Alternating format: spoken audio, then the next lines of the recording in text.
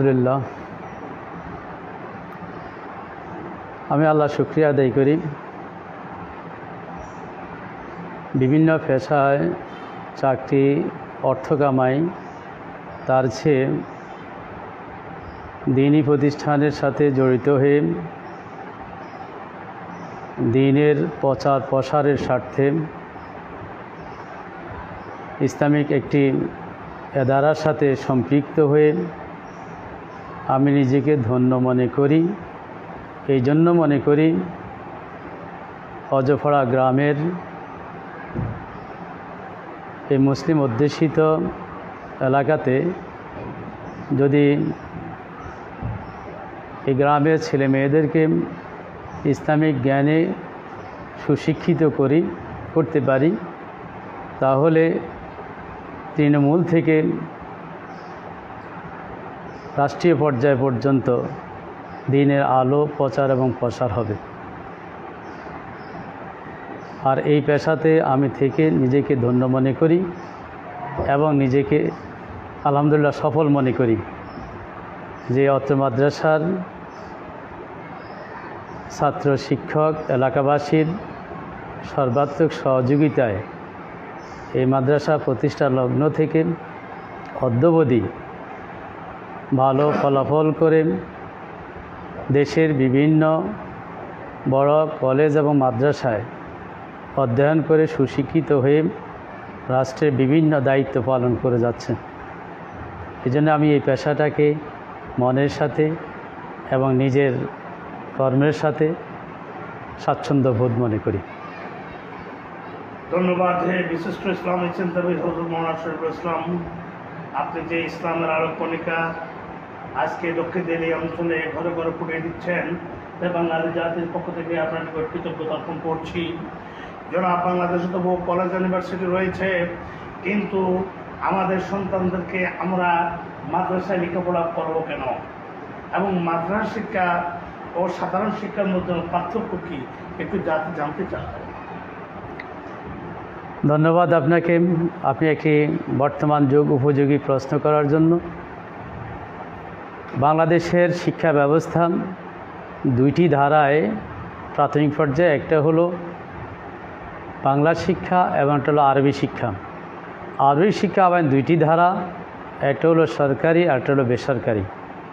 সরকারি শিক্ষার যেই ধারাতে আমরা আছি, সেই শিক্ষায় যেমনিভাবে আল্লাহ সুবহানাহু ওয়া তাআলা মানব জাতিকে আল্লাহর কাছে সাহায্য চাওয়ার জন্য যে দোয়া শিখিয়ে দিয়েছেন, রব্বানা আতেনা ফিদ দুনিয়া হাসানা অফিল আখিরাতে হাসানা, দুনিয়ার সফলতা এবং পরকালের সফলতা, এই দুই সফলতার ভিত্তিতেই বর্তমান শিক্ষা ব্যবস্থার দুইটি ধারার অন্যতম যে ধারা মাদ্রাসা শিক্ষা। মাদ্রাসা শিক্ষার মধ্যে যে সরকারি মাদ্রাসা, সেই সরকারি মাদ্রাসার মাধ্যমেই আল্লাহ সুবহানাহু ওয়া তাআলার আয়াতের বাস্তবায়ন করা সম্ভব। কেননা এই শিক্ষা যেমনিভাবে বাংলা, অঙ্ক, ইংরাজি, অনুরূপভাবে কোরআন, হাদিস, ফিকহ দুইটাকে সমন্বয় করে আবার সরকারি মাদ্রাসা সাধারণ শিক্ষা এবং বিজ্ঞান শাখা চালু থাকায় বিজ্ঞান গ্রুপও পড়ালেখা করে এদের ডাক্তার এবং ইঞ্জিনিয়ার হওয়া সম্ভব। এই সম্ভাবনার নিরিখে মাদ্রাসা শিক্ষা বর্তমান শিক্ষা ব্যবস্থার মধ্যে জাতি হিসাবে, জাতির সেবক হিসাবে এখান থেকেই উন্নত সেবক হওয়ার সুযোগ আছে। আমি মনে করি সেই ধারাবাহিকতায় বাংলাদেশের প্রত্যন্ত অঞ্চলে এই দাখিল মাদ্রাসা ও জাতি গঠনের, জাতির কল্যাণে কাজ করার স্বার্থে সেই একজাক শিক্ষক নিয়ে আমরা সেই দায়িত্বটুকু পালন করে যাচ্ছি এবং আমাদের বিগত বছরগুলোতে 100% এবং A+ নিয়ে বিভিন্ন ছাত্রছাত্রী দেশের বিভিন্ন স্কুল, কলেজ এবং বড় মাদ্রাসাতে অধ্যয়ন করে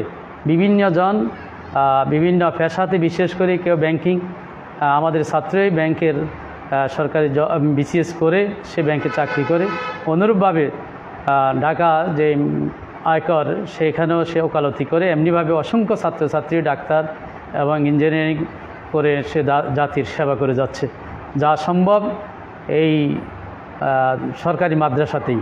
অনুরূপভাবে তারা বিভিন্ন মসজিদ, মাদ্রাসা, দ্বীনি খেদমত করে যাচ্ছে। এই জন্য আমরা যে আয়াতটুকু তেলাওয়াত করেছি, দুনিয়া এবং আখেরাত পাওয়ার অন্যতম মাধ্যম এই সরকারি মাদ্রাসা। ধন্যবাদ হযরত মাওলানা শরীফুল ইসলাম।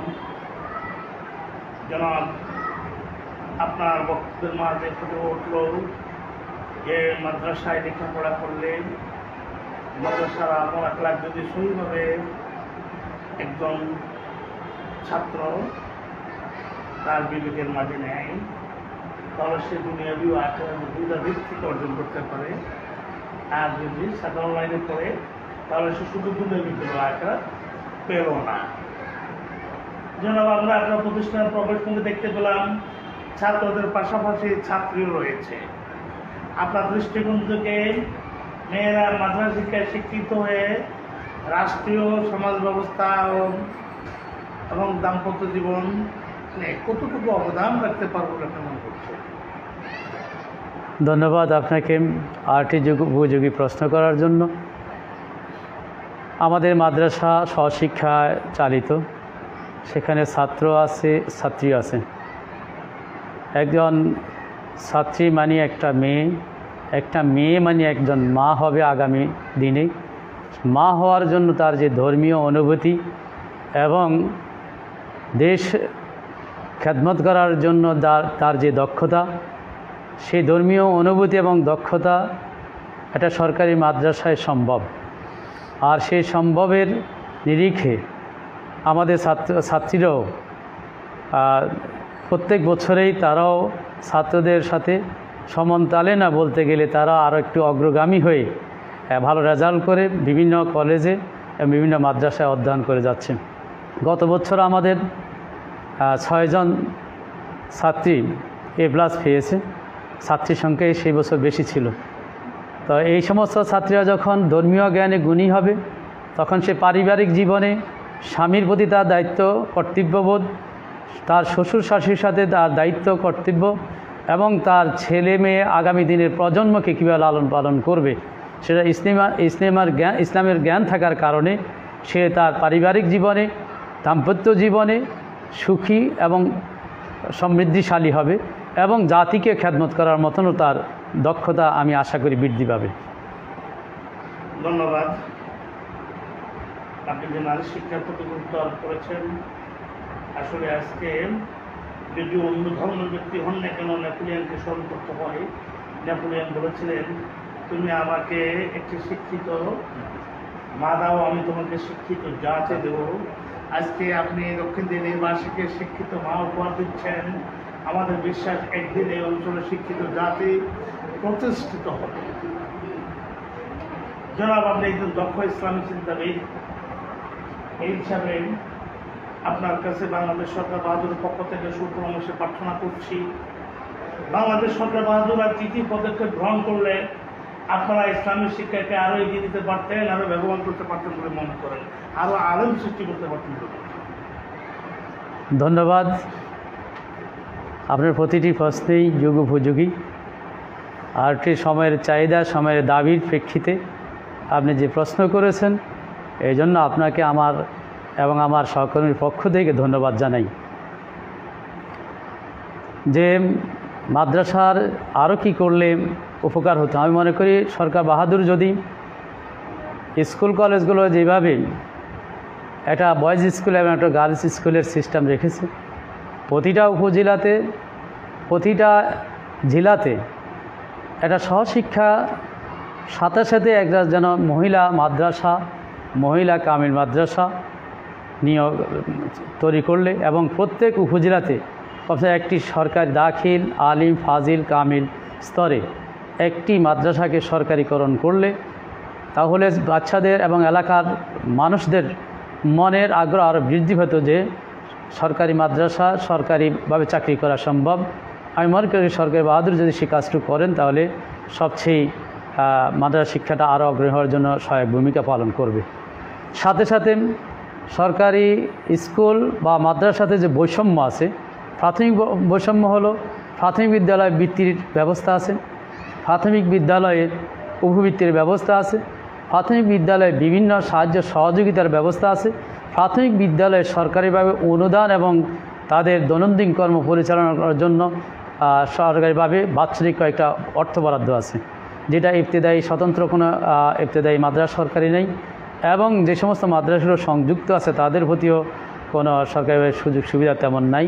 এই সুযোগ সুবিধাগুলো যদি আরও বেগমান হতো তাহলে এই মাদ্রাসা শিক্ষাটা ছাত্ররা আরও বেশি উৎসাহিত হতো, আর উৎসাহ উদ্দীপনার মাধ্যমে তাদের যোগ্যতা এবং মেধা দিন দিন বৃদ্ধি পেত, যে বৃদ্ধির ফলশ্রুতিতে জাতির জন্য খেদমত করা তাদের জন্য আরও বেশি অবদান রাখা সম্ভব হতো। আমি মনে করি ছাত্রদের প্রতি স্কুল এবং মাদ্রাসা ছাত্রের যে বৈষম্য আছে সেটা দূর করা অতীব প্রয়োজন, এবং কিছু প্রতিষ্ঠান প্রত্যেক জেলাতে উপজেলাতে কিছু প্রতিষ্ঠান সরকারি করা প্রয়োজন, এবং মাদ্রাসার সহকারী শিক্ষক এবং স্কুলের সহকারী শিক্ষকের নিয়োগ প্রক্রিয়া যে বৈষম্য আছে সেই বৈষম্য দূর করা প্রয়োজন। তাহলেই মাদ্রাসা শিক্ষাটা আরও বেশি উন্নত এবং জাতির খেদমত করার জন্য বেশি অবদান রাখতে সক্ষম হবে। ধন্যবাদ।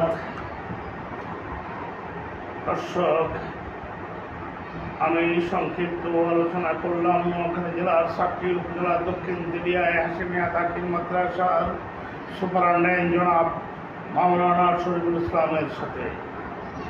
আমি আমার কর্মজীবনের বহু প্রধান শিক্ষক ও সুপার এবং অধ্যক্ষ বা প্রিন্সিপাল মহোদয়দের সাথে আলাপ করেছি। আজকে স্মরণ করতে হয় মহাকবি ইকবাল সাহেবকে। তিনি বলেছিলেন, ইশকে মাহবুব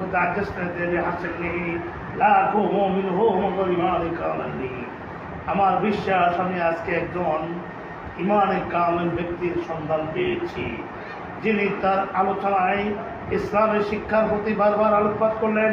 বাংলাদেশ সরকার বাহাদুরের নিকট তিনি বয়েজ এবং গার্লস দুটি মাদ্রাসা দাবি করলেন, তিনি প্রতিষ্ঠানের জন্য শিক্ষক দাবি করলেন, অথচ তিনি ব্যক্তি সত্তা ওনার নিজের জীবনের জন্য কিছুই দাবি করলেন না। তিনি নেপোলিয়নের ভাষায় ও বিদ্রোহী কবি নজরুলের ভাষায় যে পৃথিবীর যা কিছু ঘটিয়েছে কল্যাণকর তার অর্ধেক করিয়েছেন, আজ অর্ধেক করিয়েছেন। তিনি নেপোলিয়নের ভাষায়, তুমি আমাকে একটি শিক্ষিত মা দাও, আমি তোমাকে শিক্ষিত জাতি উপহার দেব। তিনি আজকে মেয়েদেরকে আরবি শিক্ষায় শিক্ষিত করে এই দক্ষিণ দিনের অঞ্চলে শিক্ষিত জাতি উপহার দিতে যাচ্ছে। কারণ একটি মেয়ে হলেন একটি সংসারের কারিগর, সংসার গড়ার মৌলিক দায়িত্বভার একটি মায়ের প্রতি নির্ভর করে। আমার আশা ও বিশ্বাস বাংলাদেশের সকল ইসলামী চেতনার ব্যক্তিরা যদি মাওলানা শরীফুল ইসলামের মতো ইসলামী আদর্শ অনুপ্রাণিত হতেন, বিশ্বের বুকে বাঙালি জাতি ইসলামী জাতি হিসেবে এবং মুসলিম দেশ হিসেবে স্বীকৃতি লাভ করতে পারত।